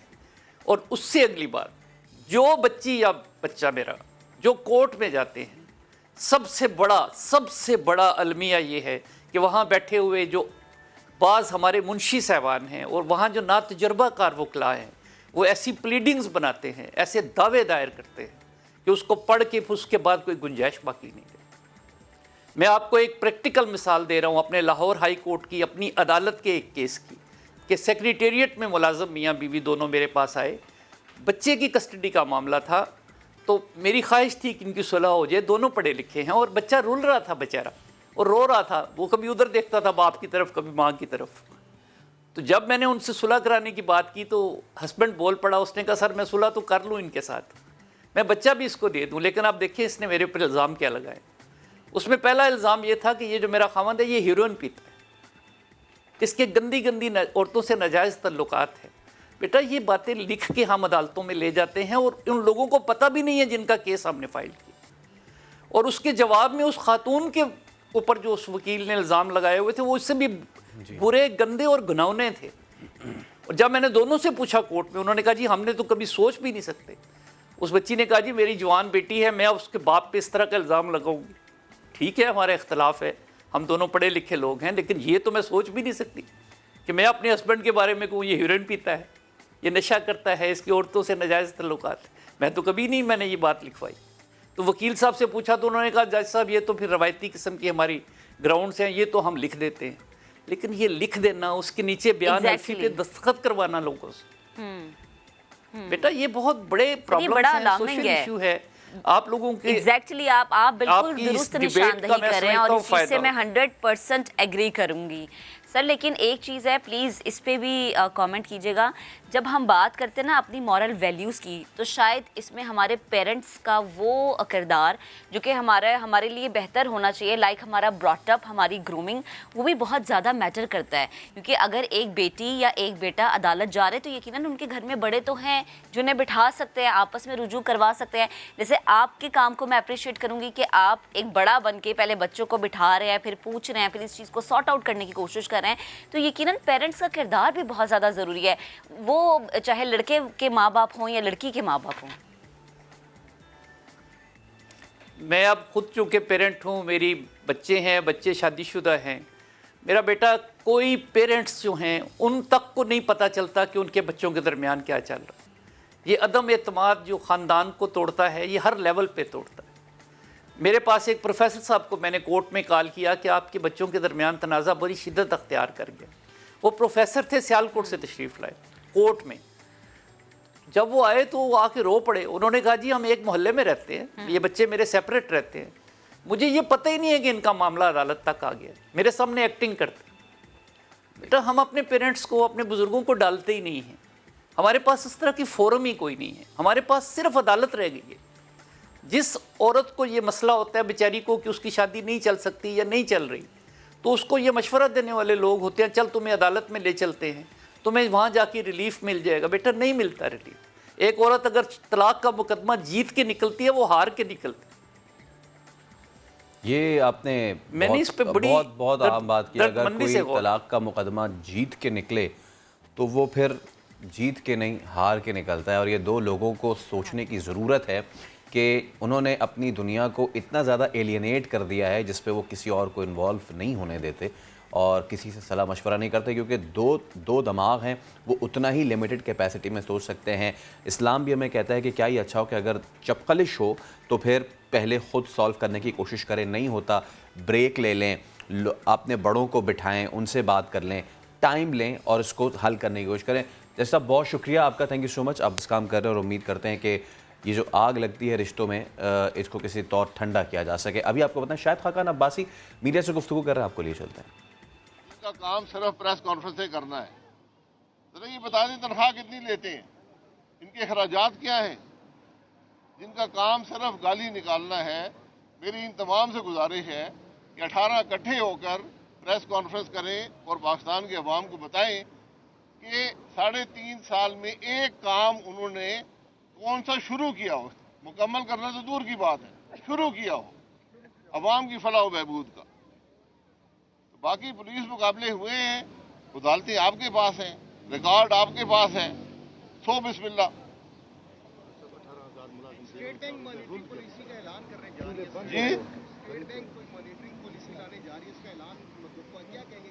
स्टेट बैंक आज आज़ाद है ना, उसका हुकूमत कुछ कर सकती है, जो वो करेगा आपको भुगतना पड़ेगा। मॉनेटरी पॉलिसी क्या है, स्टॉक मार्केट डूब गया है।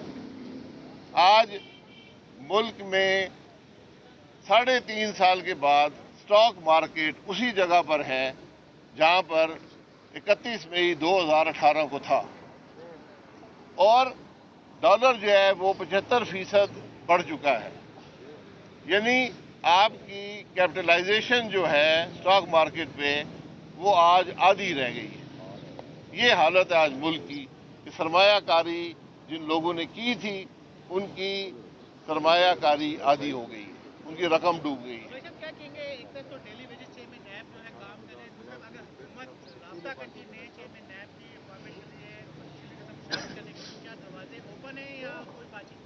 हुकूमत ने तो माशाल्लाह ऑर्डिनेंस करके निज़ाम बदल दिया है चेयरमैन नैब की तैनाती का। अब उसमें सदर साहब मुलव्वस हैं। सदर साहब दंदान साजी में मसरूफ़ थे, उनको वक्त मिला वहाँ से ऑर्डिनेंस साइन करने में मसरूफ़ थे। जब वक्त मिला तो उन्होंने एक ख़त लिख दिया है, उस खत का जवाब चला जाएगा अपोजिशन की तरफ से। मुशावरती इजलास आज भी है और उम्मीद है कि कुछ नेक नीयती से पहला शाहिद खाकन अब्बासी जो है वो गुफ्तगू कर रहे थे। हम ज़रा आगे बढ़ते हैं और समा पे नशर हुई खबर और उसके बाद एडमिनिस्ट्रेटर कराची ने एक्शन लिया। फेडरल बे एरिया के रिजवान पार्क की ततीनों आराइश कर दी गई। मुर्तज़ा वहाब ने 8 बरस की अर्ज़म से पार्क का इफ्तिताह भी कराया। पहले ज़रा रिपोर्ट देखते हैं, फिर अर्ज़म हमारे साथ मौजूद है, उनसे भी बात करेंगे। अस्सलामुअलैकुम, मेरा नाम है अर्ज़म, मैं एफबीआई की रहायशी हूँ। कराची के इलाके फेडरल बी एरिया ब्लॉक 16 की 8 साला अजरम खान की पुकार सुन ली गई। मुर्तज़ा वहाब अंकल यहाँ आए और यहाँ के कचरे साफ करवाए, झूले भी बनवा दें, हम बच्चे खेल सकें। 30 अगस्त को समा पर जिस पार्क की खस्ता हाली दिखाई थी, एडमिनिस्ट्रेटर कराची ने पार्क की तदीनो राइश मुकम्मल करवाई और अर्ज़म से ही इसका इफ्तिताह भी करवा दिया।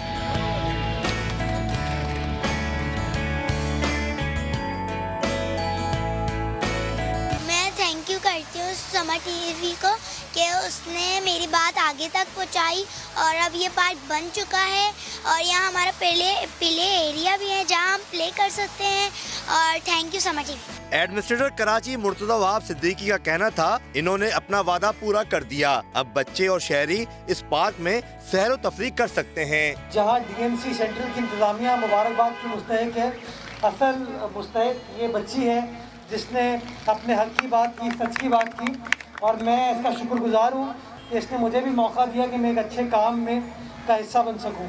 एडमिनिस्ट्रेटर कराची मुर्तज़ा वहाब सिद्दीकी का कहना था, पार्क में बच्ची के नाम की तख्ती भी लगाई जाएगी। कैमरामैन इमरान शाहिद के साथ मोहम्मद अली हफीज, समा, कराची। हमारे छोटे से बच्चे हैं ना, काम कर जाते हैं बड़े बड़े, और यही छोटी सी बच्ची अर्ज़म हमारे साथ मौजूद हैं। अर्ज़म अस्सलाम वालेकुम, कैसी हैं आप? ठीक है, खैरियत से? खुश हैं अब आपका पार्क बन गया? जी मैं बहुत खुश हूँ। अच्छा अर्ज़म, ये बताएं कि आप वहाँ जाती थी ये ब्लॉक 16 वाले पार्क में, मुझे ज़रा देखने वालों को भी ज़रा बताएं क्या कंडीशन थी इसकी और उसके बाद क्या आपके दिल में आया कि क्या करूँ मैं इस पार्क के लिए? वहाँ की कंडीशन बहुत गंदी थी, वहाँ झूले भी नहीं थे, बैठने की कोई जगह भी नहीं थी। तो मैंने एक वीडियो बनाई जो समा तक पहुँची और वे वीडियो आगे तक गई तो अब वो पार्क इतना अच्छा है, इतना खूबसूरत बन चुका है कि मैं आपको क्या बताऊँ। अच्छा, और अच्छा। महक, हाँ आप भी ज़रा इनसे बात करें। मैं इनसे ये पूछना चाह रही हूँ अर्ज़म, आप इतनी छोटी सी हैं, जस्ट 8 years old ना, और माशाल्लाह आपने इतनी, आपकी ऑब्जर्वेशन इतनी अच्छी है।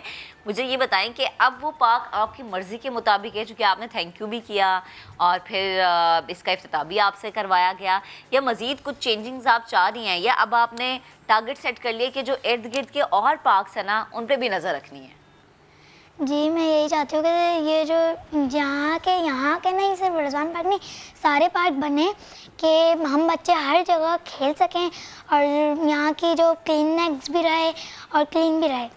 अच्छा अर्ज़म, बच्चे मुझे ये बताओ कि आजकल तो जो हमारे बच्चे हैं मोबाइल से निकलते नहीं हैं, ठीक है, मोबाइल में लगे हुए हैं। हालांकि फेसबुक भी नहीं होता उनका 8-10 साल की उम्र में, कुछ का बन जाता है, लेकिन फिर भी वो गेम्स खेल रहे हैं यूट्यूब। तो आपको पार्क जाने का ख्याल कैसे आ गया? ये आपको मोबाइल अच्छा नहीं लगता? नहीं अच्छा, बस नॉर्मल ये गेम भी खेल लेते हैं, लेकिन जब भी हम पार्क जाते थे तो वो बहुत गंदा था, झूले भी नहीं थे, टूटे थे झूले और बैठने की कोई सीटें भी नहीं थी। तो मैंने जब सोचा ये बात, तो मैंने कहा कि मोबाइल को छोड़ के हम यही करवा लें कि पाकिस्तान भी अच्छा लगे। अच्छा अर्ज़म, मुझे ये बताएं कि जैसे हम कोई चीज़ देखते हैं ना, कोई ख़राब है चीज़, कोई सही है चीज़ या कोई अच्छी है चीज़, हम सबसे पहले कोई कमेंट पास करते हैं और किसी के साथ शेयर करते हैं। तो जब आपने देखा कि पार्क इतना गंदा है, यहाँ पे कचरा है, झूले भी नहीं हैं, बच्चे भी नहीं खेल सकते और जैसे एक्टिविटीज़ होती हैं हमारे बच्चों की, तो फिर आपने सबसे पहले बात किससे शेयर की? अपने पेरेंट्स से, अपने फ्रेंड्स से, कि आप ये सोच रही हैं मैं ऐसा करना चाहती हूँ? ये मैंने बात अपने पेरेंट्स से शेयर की थी कि मुझे ये पार्क बनवाना है कि हम बच्चे खेल भी सकें उस पार्क में। तो फिर मेरे बाबा ने ये बात आगे तक पहुंचाई और फिर ये हो गया और आप खुश हैं अब?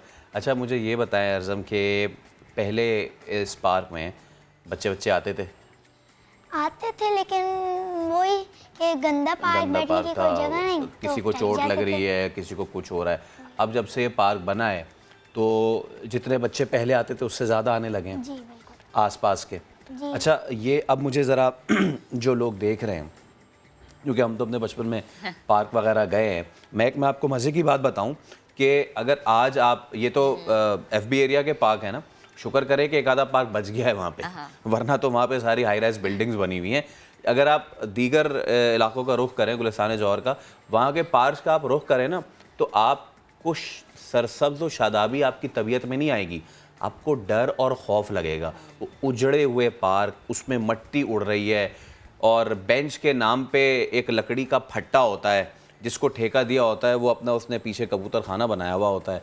और साथ ही साथ ना, हाँ, लेकिन इन सारी चीज़ों के लिए एक ताला ज़रूर लगाया हुआ होता है उन्होंने कि इस चीज़ की भी प्रोटेक्शन करनी है, इस चीज़ को भी ताला लगा के रखना है, और वहाँ की भी टाइमिंग सेट है कि इतने बजे आ सकते हैं, इतने बजे नहीं आ सकते। सेहतमंद माशरों के लिए बागात और पार्क्स बहुत ज़रूरी होते हैं। अर्ज़म, अब मुझे ये बताओ कि एक पार्क तो तुमने बनवा दिया है, कितनी अच्छी बात होगी कि ज़रा अपने पेरेंट्स से, अपने अब्बू से बोलना कि भाई तुम्हारी बात मुर्तज़ा बाप इतनी ज़्यादा मानते हैं, हमारी बात तो नहीं मानते, तो तुम्हारी बात इतनी ज़्यादा मानते हैं, तो क्यों ना अब जो FB एरिया में मज़ीद पार्क्स हैं वहाँ का भी ज़रा दौरा करो तुम, अपने अब्बू को बोलो मुझे लेके जाएं, और जहाँ जहाँ पार्क्स नहीं बने हुए अच्छे, वहाँ पे तुम सिर्फ मुर्तज़ा बाप से नहीं, बल्कि फारूक सत्तार से, तो बिलावल से, तो जितने इमरान खान से, सबसे तुम जो है वो कह दो कि भाई हमें पार्क बना के दें भाई। इंशाल्लाह मैं बोलूँगी उनसे कि भाई पाकिस्तान अच्छा लगना चाहिए, तो इंशाल्लाह पार्क बन जाएंगे। हाँ इंशाल्लाह। अच्छा अर्ज़ा, मुझे लास्ट में ये बताओ कि हर बच्चे की ख्वाहिश होती है ना बड़े होकर कुछ बनने की, तो मुझे लगता है तुम्हारी ख्वाहिश है बड़े होकर एडमिनिस्ट्रेटर कराची बनने की या कराची को सुधारने की, क्या ख्वाहिश है? मुझे आर्मी में जाना है। That's great. हो गया, बहुत शुक्रिया अर्ज़म, थैंक यू सो मच। और हम उम्मीद करते हैं कि आप जहाँ भी जाएं अपने मुल्क का बहुत ज़्यादा रोशन करें। तो अर्ज़म हमारे साथ मौजूद थी। आप देखने वालों को याद होगा कि जहाँ बड़े बड़े मुल्कों में कार्बन एमिशन इतनी ज़्यादा हो जाती है कि वहाँ पे समझ नहीं आ रहा होता कि आलूदगी कैसे कम करे, वहीं पे ग्रेटा थर्नबर्ग जैसी एक छोटी बच्ची उठती है और दुनिया को जो है वो हिलाती है। हमारे पास भी ऐसे ही गौरे नायाब अर्ज़म की सूरत में मौजूद हैं कि जो आपके ज़मीर को झंझोड़ के ये बताने की कोशिश करते हैं कि मकानात तो बना लिए, हाई राइज बिल्डिंग तो बना ली, फ्लैट तो बना लिए, लेकिन वो कहते हैं ना कि है दिल के लिए मौत मशीनों की हुकूमत। इस दिल को ज़िंदा रखना है तो बागात को और पार्क्स को आबाद रखना है। अभी एक ब्रेक ले लेते, ब्रेक के उस पर हाजिर होंगे तो मज़ीद गुफ्तगू करेंगे, हमारे साथ ही रहिएगा।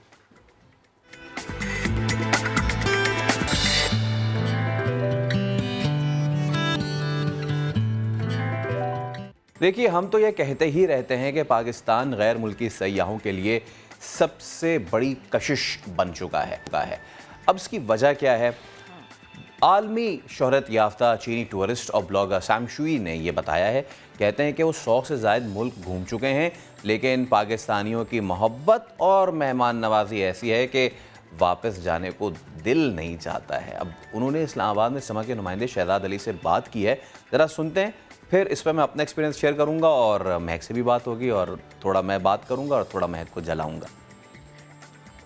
इस वक्त हम मौजूद हैं इंटरनेशनल व्लॉगर सैम शुई के साथ, पाकिस्तान के दौरे पर हैं। आइए इनसे बात करते हैं और पूछते हैं कि इन्होंने पाकिस्तान पे कहां पे विजिट किया, कैसे पाकिस्तानी लोग इनके साथ पेश आए, इस हवाले से भी जानते हैं और ये भी जानते हैं कि पाकिस्तान जो सियाहत के फ़रोग के लिए क्या इक़दाम करने चाहिए। Hello, how are you? It's great to be back. Did you travel in Pakistan and how the people of Pakistan? This time I visited the northern area, Skardu.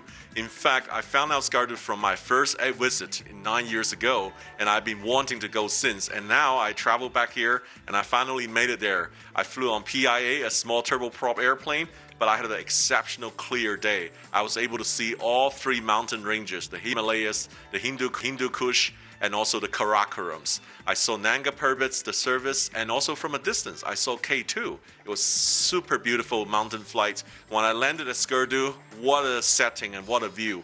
I think there's massive tourist potential there. I received nothing but the best hospitality from Skardu and from the whole Pakistan. The people are so warm. they treat foreigners so well, and then they are so interested about you. I can tell you, I've been to over 100 countries. There's not many countries like Pakistan. The people treating visitors and tourists, they gave nothing but their best to us. So we are very, very much obliged, and we felt really, really great to be here again. Are you traveling on PIA? What kind of airline is? What kind of airline is PIA? PIA is a big institutional name and legacy airline. But what I'm really interested is PIA has a lot of interesting stories. Like me, point of view, I love to travel PIA to see the airmanship, to see how they train and how they fly, to see the decision making of flying to these challenging places on the northern areas. PIA is also a very interesting carrier. It has a lot of challenge. It has a lot of stories in the past. Lastly, what we should do to promote tourism in Pakistan? I think first, the infrastructure is very important. And you need to have good infrastructure. When I was in Skardu, I was shocked. People would tell me they only have maybe 5-6 hours of electricity. There's a bit of shortage there. So I think that Skardu is a massive potential. It can be a year-round destination. But right now, Skardu is not very well known to the outside of Pakistan. So they need to do a bit of stability as well. The security need to be, which has been improved. But I think it has to be more to attracting more foreign tourists to come. But the greatest thing you have is the hospitality. That every tourist, initially when I came 9 years ago, I was a bit scared. But as I progressed through my trip in Pakistan, I become more relaxed and didn't want to leave because of that great hospitality. जी बिल्कुल, आपने सुना सीम चूही का जो पाकिस्तानियों के बारे में राय है। उनका ये कहना है कि लोग ऐसे मिले कि जिन्होंने बहुत ज़्यादा हमारे साथ तामुन किया, बड़े लाख वाले लोग मिले पाकिस्तान में। लेकिन पाकिस्तान को टूरिज्म की प्रमोशन के लिए जो है वो यहाँ पर इंफ्रास्ट्रक्चर जो है उसको फौरी तौर पे बिल्ड करना होगा ताकि ज़्यादा से ज़्यादा जो है वो फॉरेन टूर आ सकें। जी वैसे महक में बहुत सारी जो सीम चुई हैं उनकी बातों से इख्तलाफ सिक्योरिटी अब बहुत ज़्यादा मामला बेहतर हो चुके हैं। और हाँ, इस चीज़ से ज़रूर इत्तेफाक कि जो मेहमान नवाजी है ना, अब जैसे पूरी दुनिया में बहुत सारे टूरिस्ट स्पॉट्स हैं, लेकिन क्यों लोग पाकिस्तान आने के लिए इतने ज़्यादा गर्विदा हुए जा रहे हैं, वो बात यह है कि जब आप जाते हैं वहाँ पे और जब आपको जो मेहमान नवाजी मिलती है ना, उसका कोई मोल नहीं है, उसका कोई नेमल बदल नहीं है। वैसे फॉरेन टूरिस्ट जो आते हैं वो भी अननोन होते हैं यहाँ के लिए, फिर वो डिस्कवर करते हैं। इसी तरह आप हैं, आपके लिए भी बहुत सारी चीज़ें अननोन हैं डिस्कवर करने के लिए।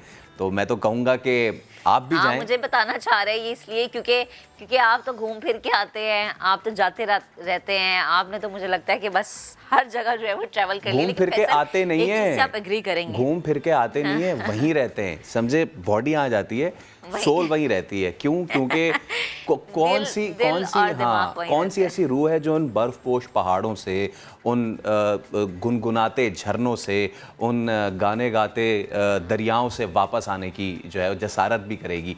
और यही वो चीज़ें हैं जो इंटरनेशनल जो टूरिस्ट है। जितना मर्जी कह लें, अभी आपको बिल्कुल ऑफ नहीं मिलेगी, आप अभी कहीं भी नहीं जा सकते, आप स्टूडियो ही रहेंगे, आपको कहीं जाने की इजाजत नहीं मिलेगी अगले चंद दिन। ये चैलेंज कर दिया आपने, ये चैलेंज कर दिया आपने। इस चैलेंज का जवाब आपको इसी वीकेंड मिल जाएगा। ठीक है, हम ज़रा अब आगे बढ़ते हैं। एक और चैलेंज जो है वो मौजूद है पाकिस्तान में, और वो है क्रिकेट का चैलेंज। और वो कल पाकिस्तान ने बड़ा ज़बरदस्त चैलेंज अपने नाम किया। वेस्ट इंडीज़ के खिलाफ पहला T20 63 रन से जीत लिया, और इसके साथ साथ बड़े ही रिकॉर्ड्स भी समेटे हैं। पाकिस्तान कैलेंडर ईयर में 18 मैचेस जीतने वाली पहली टीम भी बन गया। हैदर अली फाइनली उनका बल्ला भी चलने लगा। तो स्पोर्ट्स तज्ज़ियाकार आदिल अजहर हमारे साथ मौजूद हैं। आदिल भाई, बड़ा ही ज़बरदस्त परफॉर्म किया पाकिस्तान ने। गो के फील्डिंग में थोड़े बहुत लैप्सेस थे, बट बॉलिंग बैटिंग ऑल्दो के बाबर जो है वो कल नहीं चल सके। But that's the beauty of the game and that's the beauty of a team consolidating itself into a good great team कि जब कैप्टन नहीं चले तो बाकी प्लेयर्स ने चिप इन किया। Your comments? एब्सोल्युटली फैसल, देखिए एक बार फिर से बार वो एक पर्टिकुलर स्टैटिस्टिक जो कि बार बताया जा रहा है कि पाकिस्तान के the number of different man of the matches जो कि पाकिस्तान में मिल रहे हैं, तो हैदर अली जो है कल उन्होंने डिसाइड ये किया कि इस बार मेरी बारी है मैन ऑफ द मैच लेने की। सो विच एक्चुअली टेल्स यू कि यार माशाल्लाह इस वक्त पाकिस्तान की टीम में कितने सारे मैच विनर्स मौजूद हैं। एंड आई थिंक इस वक्त this could be a start of something pretty magical for Pakistan team. मैं देखिए प्लीज ये जज्बात में मैं कोई बात नहीं कर रहा, लेकिन मैं आपको सिर्फ ये बता रहा हूँ कि जिस तरह खिलाड़ियों में एक कैमराडरी नजर आ रही है, एक एक टीम वर्क नजर आ रहा है, सकलैन की कोचिंग जिस तरह एक जबरदस्त काम कर रही है, इवन विदाउट द 2 असिस्टेंट जो उनको वर्ल्ड कप में मौजूद थे, आई थिंक एक जबरदस्त कॉम्बिनेशन बनता जा रहा है। और जिस तरह यूथ परफॉर्म कर रही है, कल हमने वसीम को देखा, हैदर को देखा, these are very very ominous, very good sign for Pakistan. सही।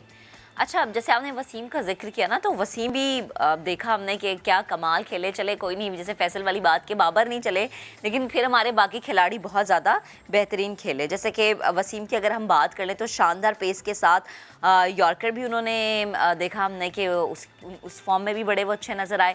तो हम ये कह सकते हैं कि होम ग्राउंड पे थोड़ा प्रेशर आपके ऊपर कम होता है और हर बल्लेबाज, हर बॉलर चल पड़ता है। देखिए, चलने के लिए आपको at the end of the day अच्छी बॉलिंग भी करवानी पड़ती है। वसीम का अगर आप करियर को फॉलो कर रहे होंगे, चाहे उनका डोमेस्टिक क्रिकेट हो, और अब तो उनके PSL में भी हम थोड़ी सी अपनी वो ग्लिम्पसेस दिखा चुके हैं ऑलरेडी पिछले एडिशन में कि वो किस लेवल का टैलेंट है।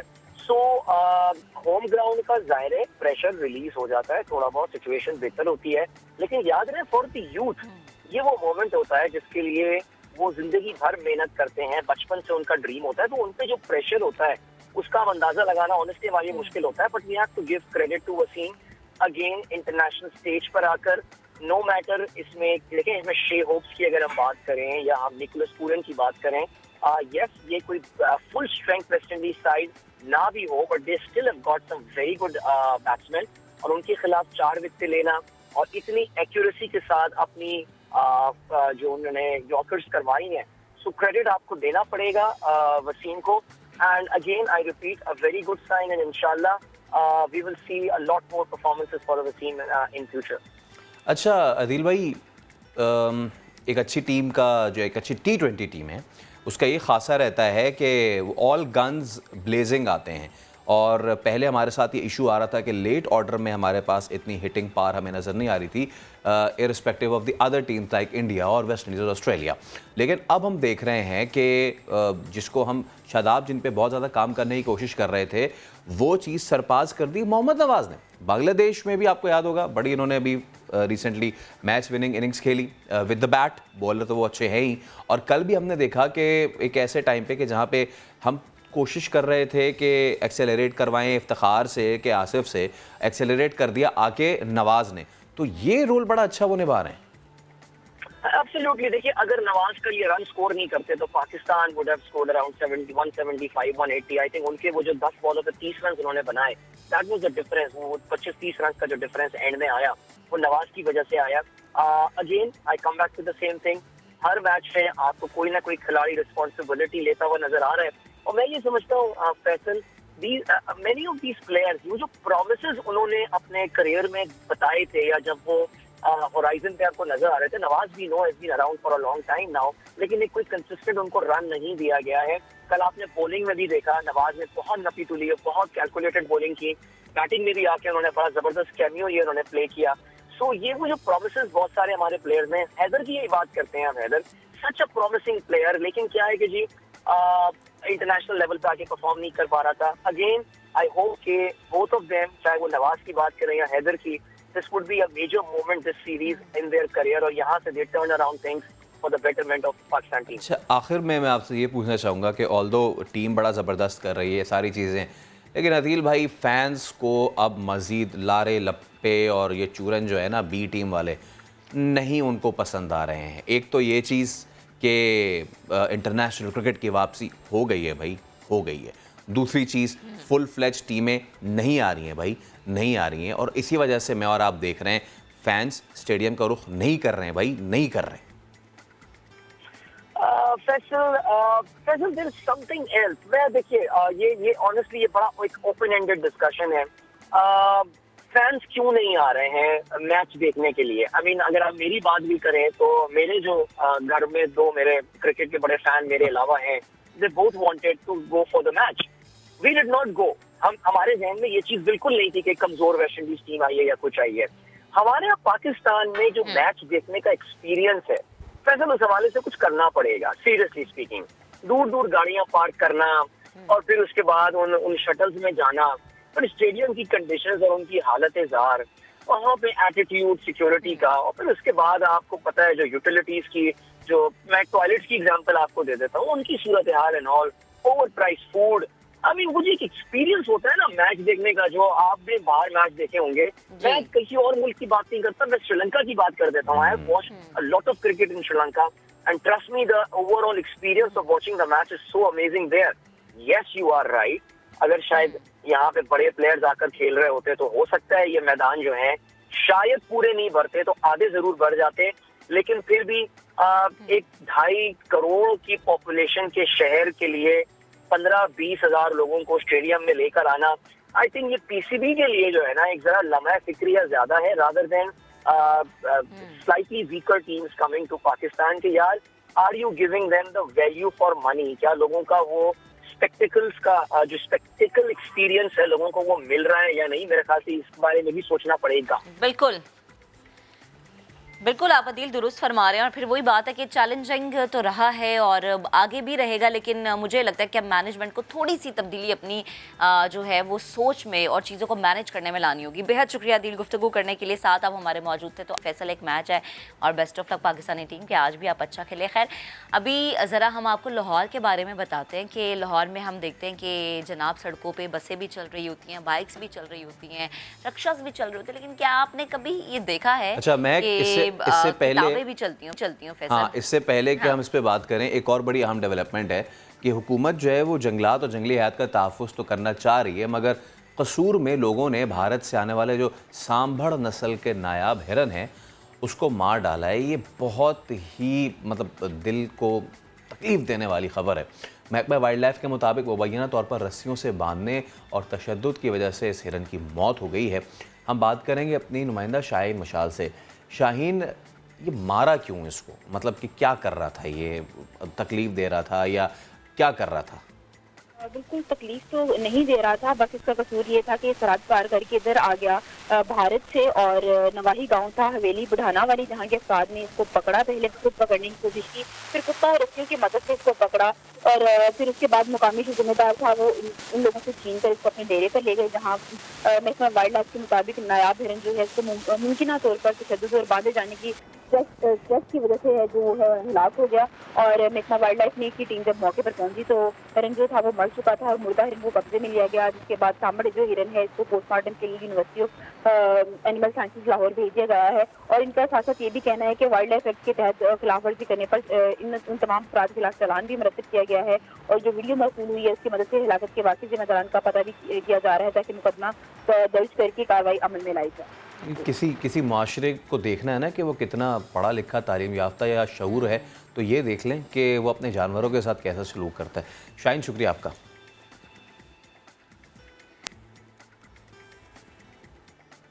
लेकिन दूसरी जानिब अगर हम रावलपिंडी का रुख करते हैं तो वहाँ पर एक डॉग शो सजा है, और जिसमें बहुत प्यारे प्यारे पपीज़ हमने देखे जो कि बड़े स्टाइल से चल भी रहे थे, वॉक भी कर रहे थे और माशाल्लाह बड़े खूबसूरत भी लग रहे थे। तो आपको रिपोर्ट दिखाते हैं अरहम खान की, ताकि आप भी इंजॉय कर सके इस शो को। अमेरिकन पग, जर्मन शेफर्ड, शाजू, जर्मन ब्लैक, हस्की, ग्रेडन, ये डॉग्स हैं मुख्तलिफ रंगो नस्ल के, निराले नाज नखनों वाले, मालिक को हर चीज से बढ़कर प्यारे।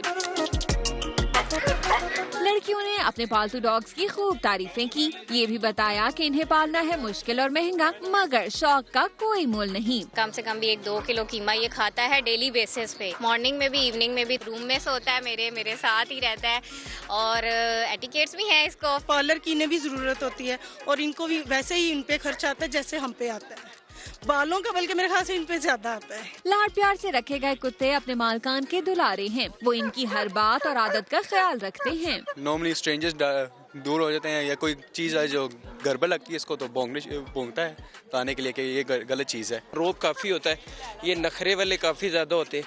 ये खाना अगर एक बार छोड़ दें तो दूसरी बार बहुत कम खाते हैं। अगर इन्हें आपने ज़ोर से डांट दिया तो ये माइंड बहुत ज़्यादा जल्दी कर जाते हैं। सभी ने अपने अपने डॉग्स को प्यार के नाम दे रखे हैं, कोई सैंडी, कोई शुगर है तो कोई जैक और हेजल। नस्लें आला, अदाएं और शान निराली तो वफादारी भी मिसाली। डॉग शो ने तो सभी शुरका और शायकीन के दिल जीत लिए। कैमरामैन डाहिल कुरैशी के साथ अरहम खान, समा, रावलपिंडी। चलें जी, अब ज़रा एक ऐसे फल का जिक्र करते हैं हम जिसके बारे में हम ये सुनते हैं कि हम सिर्फ गर्मियों में खा सकते हैं। गर्मियों के मौसम का ये फल है, फलों का बादशाह भी है, लेकिन अब आप इसे सर्दियों में भी इंजॉय कर सकते हैं, यानी सर्दियों में भी। अब बादशाह मैंने कहा तो आपको समझ आ गई होगी कि मैं आम का जिक्र कर रही हूँ, तो सख्त सर्दी में भी आप आम खा सकते हैं। कैसे? राशिद हमीद आम की इस नई किस्म के बारे में हमें बता रहे हैं। आम के शौकीन अफराद के लिए खुशखबरी, मौसम गर्मा का तोहफा आम अब सर्दियों में भी दस्तयाब होगा। मुल्तान के बागबान नूर अब्बास बोसन ने आम की बेमौसमी किस्म लगाकर सबको हैरान कर दिया। फ़ोन आ रहे हैं काफ़ी जगहों से, हमें सिंध से आ रहे हैं, बलूचिस्तान से, या पंजाब के काफ़ी इलाकों से हमें फ़ोन है कि हम इसको हमें इसका आम दें। अभी हम इसको कोशिश कर रहे हैं, इसको कमर्शियली थोड़ा सा बढ़ाएं, इसकी ग्राफ्टिंग हमने कर दी, इंशाल्लाह इसको अब पूरे पाकिस्तान में अवेलेबल होगा। थाईलैंड का नायाब किस्म का आम हर किसी की तवज्जो का मरकज बना हुआ है। शहरी कहते हैं अब वो सारा साल रसीले खुश जायका आम से महजूज हो सकेंगे। आम फलों का बादशाह जो गर्मियों का फल है, गर्मियों की वैरायटी है, लेकिन दिसंबर की ठंड में ये देखकर आम को बड़ी खुशी हो रही है और ये हमारा भी ये दिल कर रहा है कि हम भी अपने बागात में इस तरह की वैरायटी लगाएं। आम का बूर सितंबर में और फल दिसंबर में पककर तैयार होता है। अब शहरी हर मौसम में मीठी सौगात से लुत्फानंदोज हो सकेंगे। कैमरामैन अदनान सियाल के साथ राशिद हमीद, समा, मुल्तान। तो देखें महक असलम, अब जो है वो आप कहती रहे ना सर्दियाँ और सर्दियों में ये चीज़ें वो चीज़ें जो है मैसर नहीं होती हैं। अब वो चीज़ भी मैसर होगी जिसके लिए पूरा साल हम इंतज़ार करते थे, और वो है आम, और वो बहुत ही ख़ास होने जा रहा है। ख़ास तो ये शो भी है, लेकिन शो की खासियत ये है कि अब शो का जो वक्त है वो ख़त्म हो चुका है। तो आपसे भी मिलेंगे और आपसे भी मिलेंगे हम कल। तब तक के लिए दीजिए इजाज़त, अपना रखें ख्याल, अल्लाह हाफ़िज़।